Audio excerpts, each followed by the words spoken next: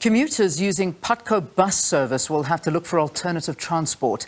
Putco has suspended its services due to a diesel shortage until further notice. The company says the Gauteng Department of Roads and Transport did not pay subsidies that is due to them this year. To speak to us about this matter, we're joined virtually by Putco bus services spokesperson, Lindokuhle Xulu. It's good to have you. Thanks very, very much for being with us, Lindokuhle. Good morning, Liam. Thank you so much for having us. So, can you confirm with us that the Putco bus services have been suspended? It won't be running today?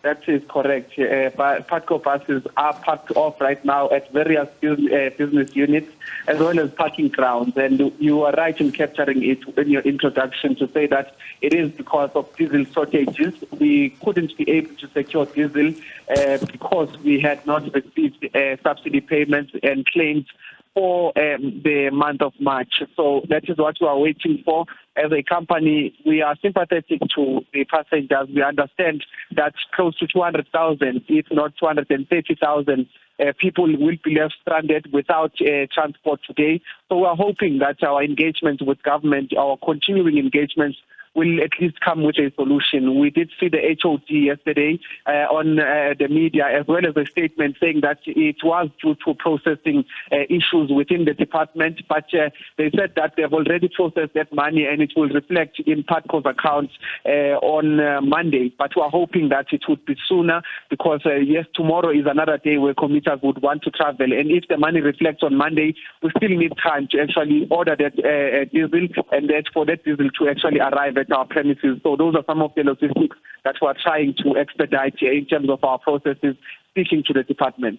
Why did it get to this point? I suppose that's the question that needs to be asked. If the government say that they are now going to transfer the funds and they're going to appear in the account on Monday, why was it left until this point? And if you can, how much of a shortfall are we talking? What is the amount of money that government is or has paid over and should be responsible for? The why did it have to come to this is a pertinent question. From our side, what we can say is that we've been trying to engage with government for the past 2 weeks, just telling them about this looming day with us running out of diesel. But we did not receive any fruitful engagements there. We did not receive anything that would help us avert this particular issue. But one of the things really that is telling is the fact that they've released a statement and they are basically saying that it was internal processes that, had delayed this particular payment. But in overall, it speaks to the underfunding of the bus industry. It speaks to the condition of many bus companies in the bus industry, particularly in South Africa, because one of the things that we know is that close to 6 bus companies are not operating today. Some of them started 3 days ago, so it's just telling us the situation that we find ourselves in.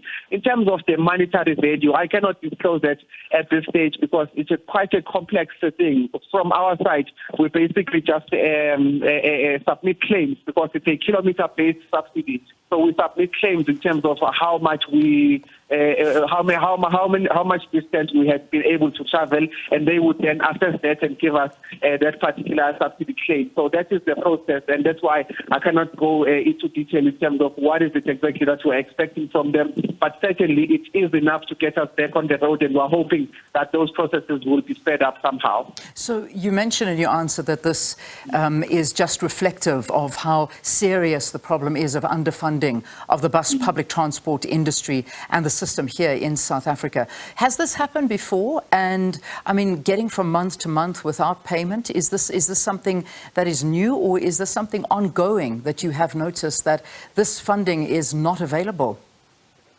It hasn't happened that we don't receive funds or subsidy, but I can certainly confirm that the subsidy we've been receiving as a bus industry or the bus sector, but also particularly as Putco, has not been sufficient for a number of years.